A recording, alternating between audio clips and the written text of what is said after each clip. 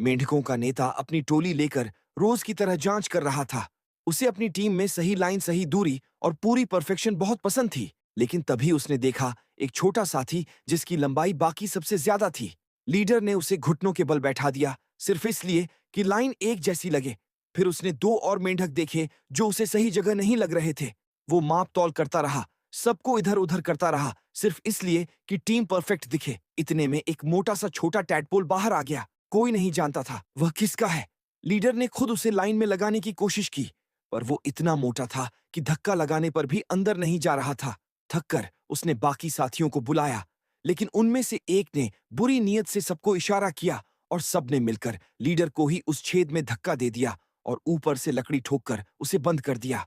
लेकिन जैसे ही लीडर गायब हुआ, साथी आपस में लड़ने लगे, टूटने लगे, और जब लीडर किसी तरह बाहर आ पाया तो देखा कि पूरा मैदान बिखर चुका है। उसकी टीम, उसकी मेहनत सब जमीन पर बेहोश पड़ी है। उसकी ओसीडी वाली परफेक्शन की आदत फिर जाग उठी और दुख में डूबकर उसने सभी को एक एक कर कफन में सजा दिया, ताकि कम से कम आखिर में लाइन तो परफेक्ट रहे। लेकिन एक कफन हिलने लगा, एक साथी अभी भी जिंदा था और लीडर ने बिना सोचे सिर्फ एक रूपता के लिए उसका भी अंत कर दिया। एक अजीब सी दुनिया में हर इंसान के शरीर में सिक्के भरे होते हैं और इन्हीं सिक्कों की कीमत पर उन्हें बच्चे मिलने का हक मिलता है। छोटे छोटे सिक्का लोग अपने शरीर से एक सिक्का निकालकर दानव जैसे विशालकाय जाइंट को देते हैं। लेकिन जिस गरीब जोड़े के पास सिर्फ एक टूटा फूटा सिक्का था, उसकी औकात देखकर जाइंट ने सिक्का उनके मुंह पर फेंक दिया। क्योंकि इस दुनिया में गरीबों को बच्चे पाने का हक नहीं। उधर एक अमीर जोड़ा पूरा सोने जैसे चमकते सिक्कों से भरा दो सिक्के टिप के रूप में देता है।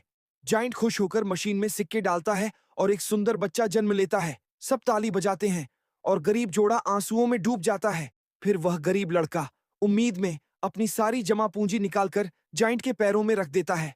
जाइंट मुस्कुराता है, मशीन चालू करता है और एक फीका बेस्वाद बिन चमक का गरीब बच्चा पैदा होता है। जाइंट उसे उठाता है, घृणा से देखता है और गांव के सबसे कोने में फेंक देता है। वो बच्चा बड़ा होता है, पर अपमान, कमी और दर्द के साथ। फिर भी प्यार पाता है और एक दिन अपनी प्रेमिका का हाथ पकड़कर उसी जाइंट के सामने खड़ा होता है। क्योंकि इस दुनिया में सिक्कों से ही सबकी कीमत लगती है, यहाँ तक कि एक बच्चे की भी। इस कहानी का संदेश बेहद गहरा और कड़वा है। अमीर को सम्मान, प्यार और मौके जल्दी मिल जाते हैं, जबकि गरीब को उसी चीज के लिए दोगुनी लड़ाई लड़नी पड़ती है।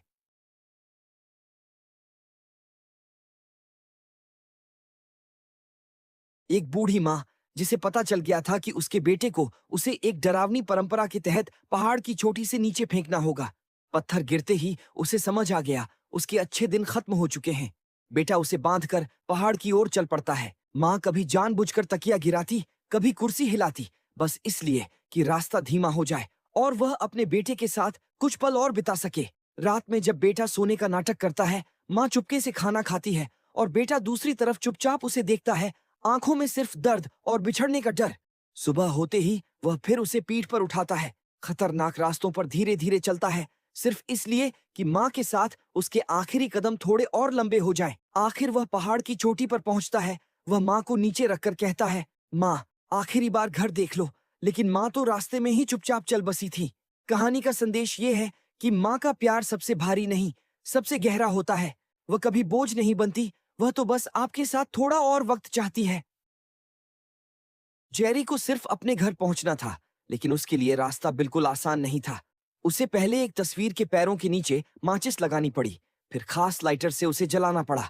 जलते ही जमीन खुली और जेरी अंदर जाकर एक छोटी सी लिफ्ट में बैठ गया। लिफ्ट से निकलकर वह एक सिगार के अंदर घुसा, लेकिन वह सिगार असली नहीं था, वह तो एक छोटा रॉकेट था। जेरी उड़ता उड़ता हवा में गया, बीच में रॉकेट दो हिस्सों में बट गया। फिर उसने पैराशूट खोलकर खुद को धीरे धीरे जमीन पर उतारा। आखिरकार वह एक कैश रजिस्टर पर उतरा और एक एक छिपे हुए दरवाजे पार कर घर की ओर बढ़ा, लेकिन आखिरी दरवाजा अटक गया।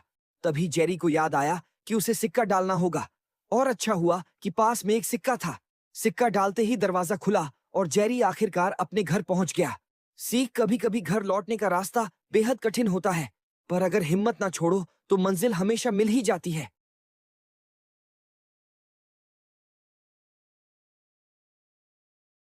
दो छोटे से रंगीन ब्लॉक्स आपस में टकराए और उसी पल कुछ जादू हुआ। उनके शरीर कांपे, फिर लाल, हरे, पीले हर रंग में बदलने लगे। धीरे धीरे पूरा शहर इनकी खुशी से रंग गया। बच्चे खो जाएं। बस हाथ पकड़ो रंग पहचान तुम्हें अपने बच्चे तक ले जाती है। सड़कें भी इन ब्लॉक्स की वजह से जाम से मुक्त हो गईं। क्लासरूम, गलियां, हर जगह जिंदगी रंगों में खिल उठी। लेकिन तभी एक ब्लॉक अचानक जमीन पर गिर पड़ा। उसका रंग काला हो गया और सबकी धड़कन रुक सी गई। पूरा शहर एक पल में उदास हो गया। तभी 2 ब्लॉक्स आगे आए, लाल और नीले बनकर। डॉक्टर, सबने मिलकर ताकत दी, उम्मीद दी और आखिरकार वो गिरा हुआ ब्लॉक फिर से चमक उठा। शहर ने राहत की सांस ली और सबने हाथों में हाथ डालकर फिर से दुनिया को रंगों से भर दिया। इस कहानी का संदेश ये है कि जब हम साथ होते हैं तो हर मुश्किल रंग बदल देती है और एक गिरे हुए दिल को भी फिर से जीने की वजह मिल जाती है।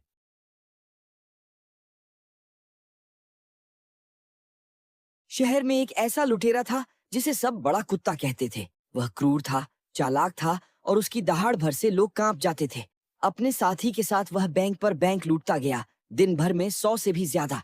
पैसा लगातार आता रहा, नाम और डर दोनों फैलते गए। लेकिन जितनी तेजी से वह ऊपर उठा, किस्मत ने उतनी ही जोर से उसे गिराया। उसी के गैंग में एक आदमी लालच में टूट गया। उसे लगा कि उसे हिस्सा कम मिला है।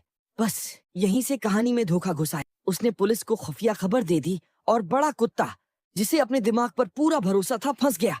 रात के अंधेरे में जब वह शहर के सबसे अमीर आदमी को लूटने पहुंचा, उसे लगा वो जीत के और एक कदम करीब है। लेकिन असल में वह सीधे जाल में घुस चुका था। लाइट जली, पुलिस चारों तरफ, और वो पहली बार डरा। भागने की कोई राह नहीं थी, बस हाथ उठाकर सरेंडर करना पड़ा। और इस तरह जिसने शहर को हिलाकर रख दिया था, उसकी कहानी एक अकेली ठंडी जेल में खत्म हो गई। धोखे ने उसे नहीं छोड़ा और उसकी बनाई साम्राज्य एक पल में बिखर गया।